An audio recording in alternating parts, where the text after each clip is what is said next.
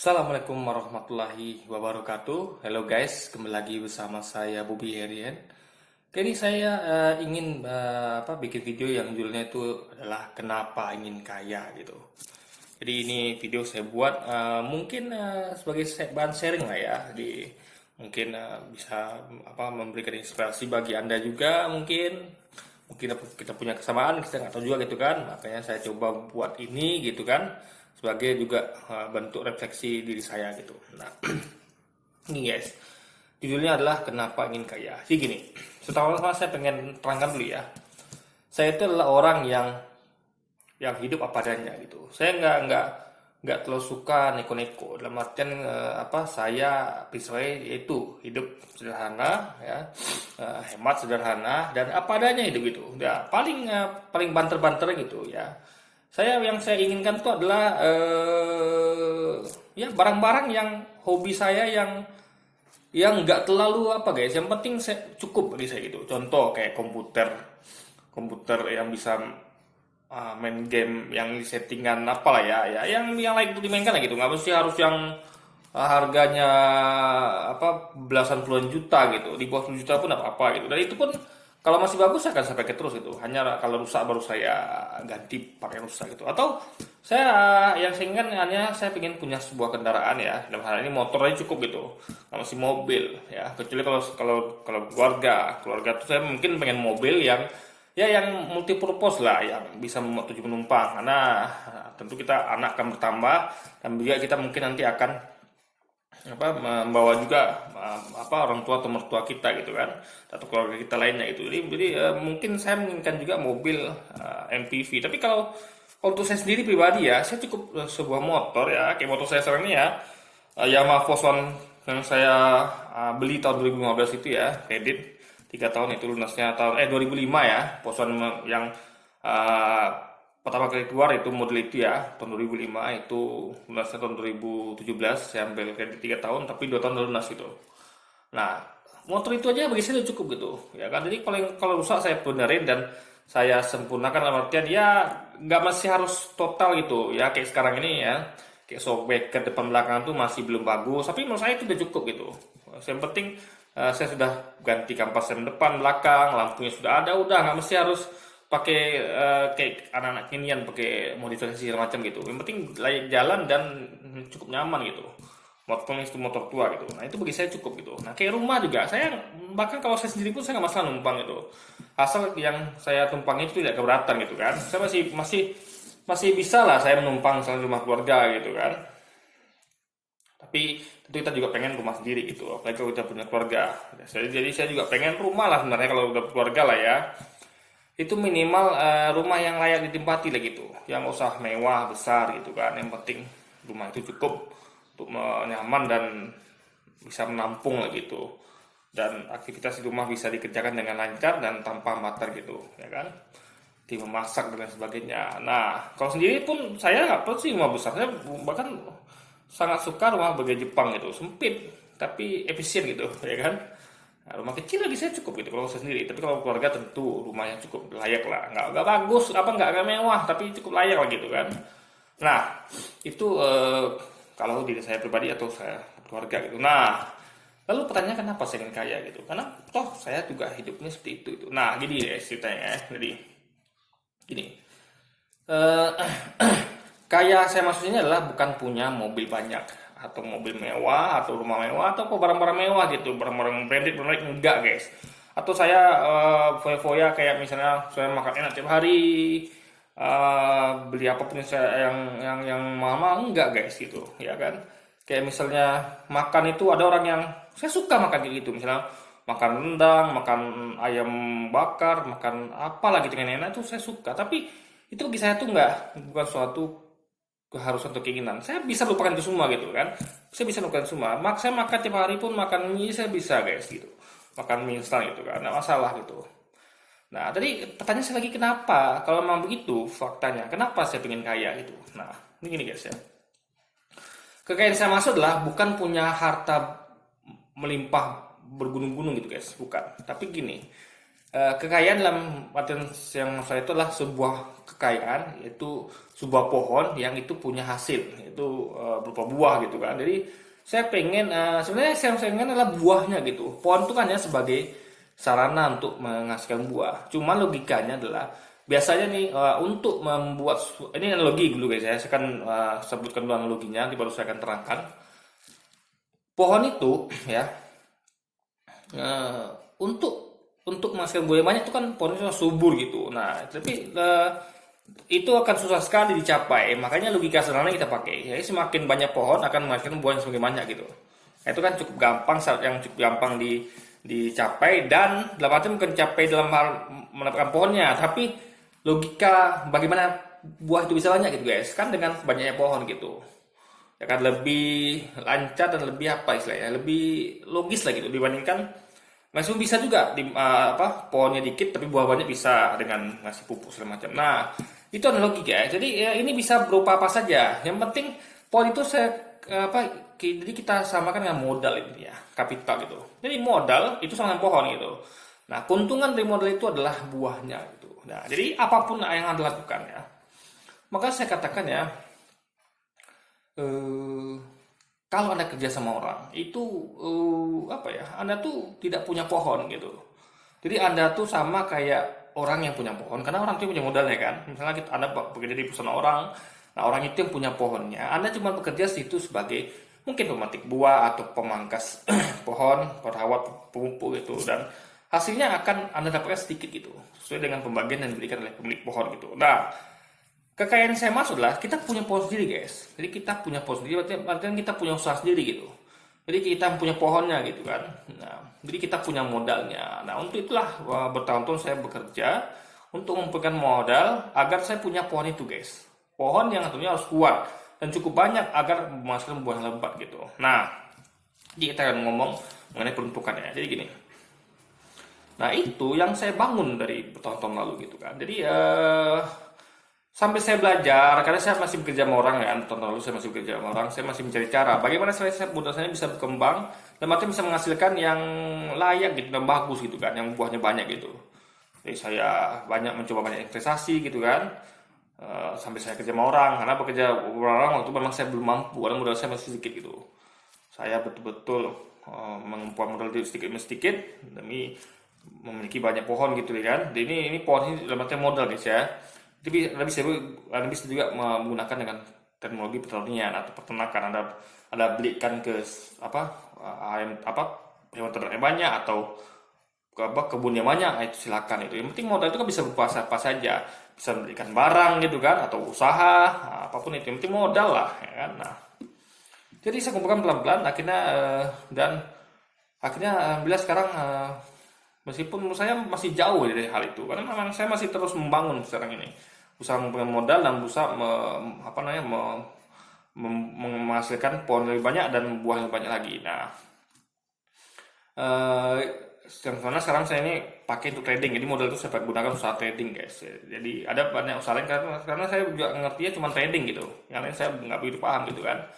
Alhamdulillah kalau misalnya ada mau ngajari saya akan sangat terima kasih sekali gitu kan. Tapi yang saya pahami adalah sekarang adalah trading gitu. Jadi selama ini saya investasi, dan sekarang saya karena kalau investasi itu kan orang ngelola dana kita, tapi kalau trading kan kita yang ngelola dana kita sendiri guys gitu. Jadi ini selangkah maju, meskipun resikonya menurut kita, ya kita tanggung sendiri gitu, nah, gitu kan. Karena kita ngelola dana. Orang lain kalau yang investasi kan memang kita juga tanggung risiko sendiri, tapi juga itu kan ada efek dari orang juga gitu. Jadi orang itu juga tergantung dia juga gitu, meskipun kita tanggung risiko. Tapi kalau ini kan memang tergantung kita, karena kita ngelola modal sendiri gitu. Nah, kalau trading gitu kan. Nah, ini untuk apa sih sebenarnya hasilnya? Itu gini guys. Nah, saya berpegang pada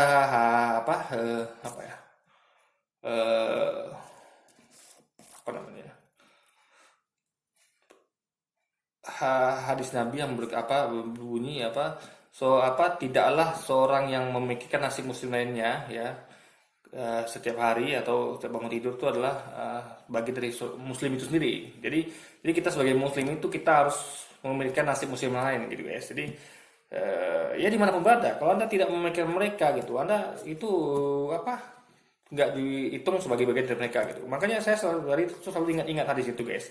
Jadi saya selalu, dan memang itu kadar keimanan itu ya. Jadi dalam artian gini, saya sering kali ya, contoh kayak komplek saya sekarang nih ya, saya tinggal di komplek perumahan Geraha Payung Kaki.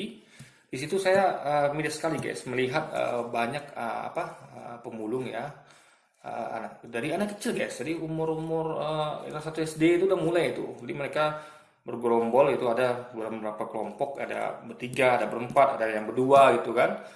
Ada yang berdua lah minimal itu, ada juga orang tuanya juga gitu kan, ibu yang bapak, saya nggak nengok laki-lakinya guys, artian suaminya saya nggak nengok gitu, saya hanya lihat perempuannya saja gitu kan.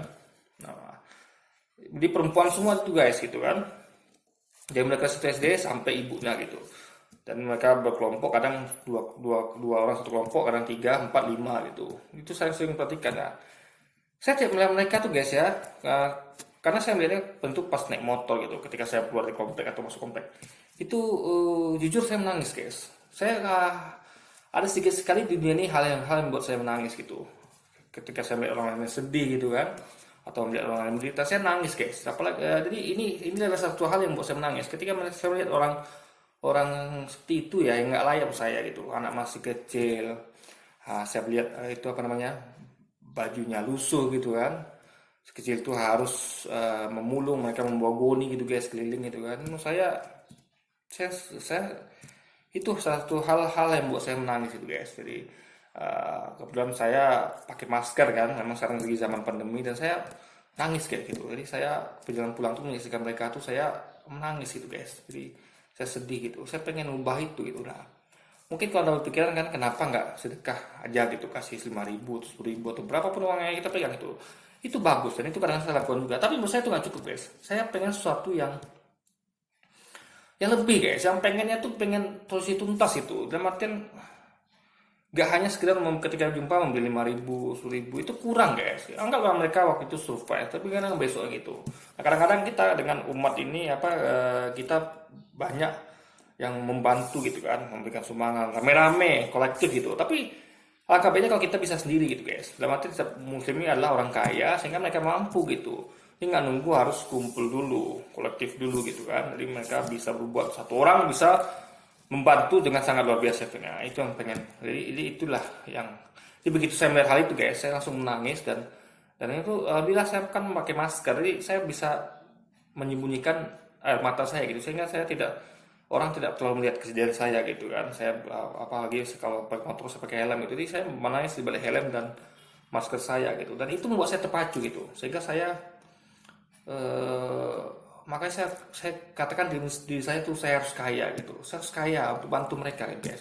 Mungkin sekarang saya belum mampu ya, mungkin saya hanya mampu sekarang ini memberikan sekedar 5.000, 10.000 atau berapa belas ribu gitu kan, karena saya juga tentu punya kehidupan sendiri yang harus saya punya biaya hidup sendiri, biaya hidup untuk keluarga gitu kan. Jadi saya memang harus, gak mungkin saya melangkahi itu guys, keluarga saya apalagi gitu kan. Nah, makanya dia satu-satu harus kaya gitu guys, nggak bisa kita tuh mengorbankan keluarga untuk mereka gitu. Nah, karena keluarga juga harus kewajiban kita juga gitu. Makanya saya pengen, itu penyebab saya pengen kaya gitu guys.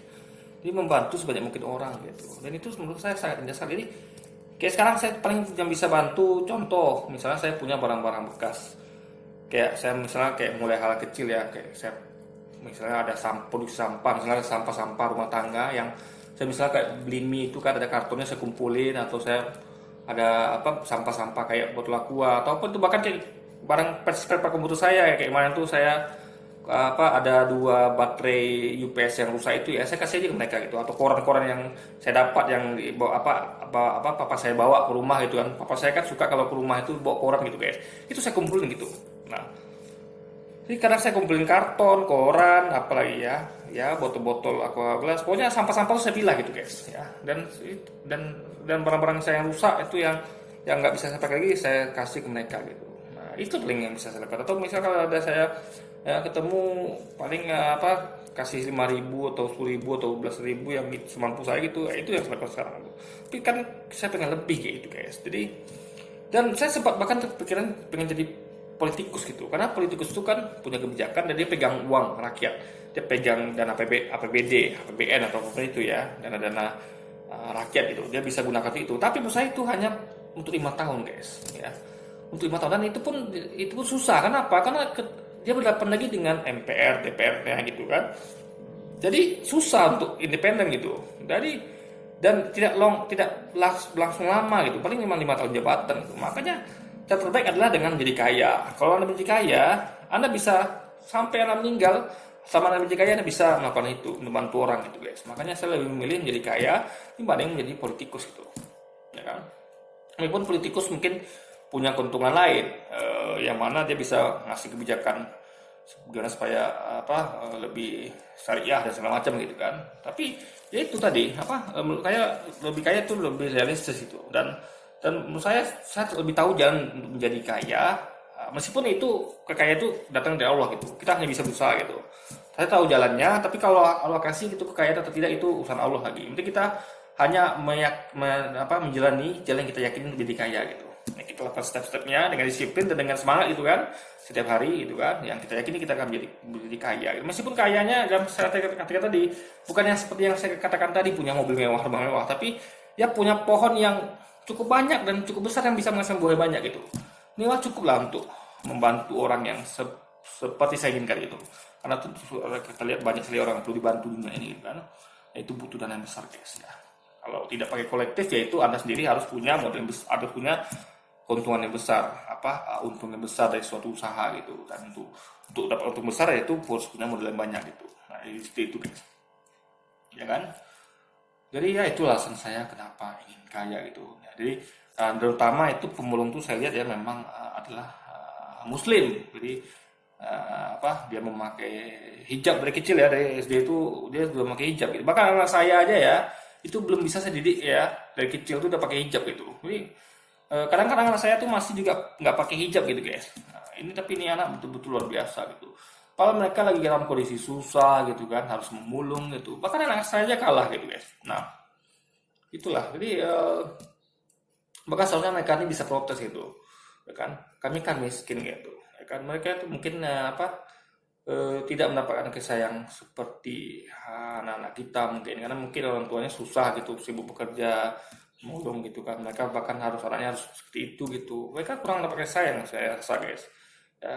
Mereka harus bekerja dari kecil gitu kan, mulung gitu kan, di tengah hari panas yang terik gitu, kadang mereka seperti kan nongkrong di kayak Alfamart gitu, depan Alfamart gitu kan ya. Kadang mereka juga kadang-kadang minta-minta, kadang mereka saya lihat juga jajan gitu, yang bisa mereka beli palingnya jajan murah-murah guys, ciki-ciki yang 1.000 perak, 500 perak gitu kan. Itu saya sangat sedih sekali melihatnya gitu. Jadi itulah, jadi itu yang membuat saya ingin kaya guys ya.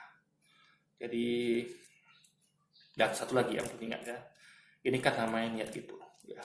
Jadi dalam Islam itu dan nikmatnya di agama saya anut itu Islam itu, niat baik itu dinilai 1 pahala guys. Niat baik kalau Anda lakukan itu 2 pahala. Ya minimal niat baik dulu gitu. Nah, jadi saya bersyukur ketika saya melihat orang susah itu saya menangis gitu kan. Itu berarti saya merasa sebagai manusia itu saya masih punya hati guys. Jadi kalau Anda akan dikatakan hati Anda batu, seperti batu kalau Anda melihat orang yang susah, apalagi seorang muslim, itu Anda tidak bersedih gitu. Itu jadi pada diri saya tuh saya sangat khawatir ya. Tapi alhamdulillah saya masih memiliki rasa itu. Ketika melihat saudara-saudara saya yang susah gitu, saya masih bisa menangis dan bisa merasakan kesedihan itu guys. Nah, itu saya beruntung alhamdulillah saya masih iman saya masih dijaga oleh Allah gitu kan. Nah, jadi seperti itulah gitu. Nah, ya juga juga ya, ada lihat lagi yang lainnya, seperti misalnya contoh ada 2 orang itu kan, yang satu itu mereka dia pergi ke masjid, yang satu lagi dia pergi ke tempat maksiat gitu.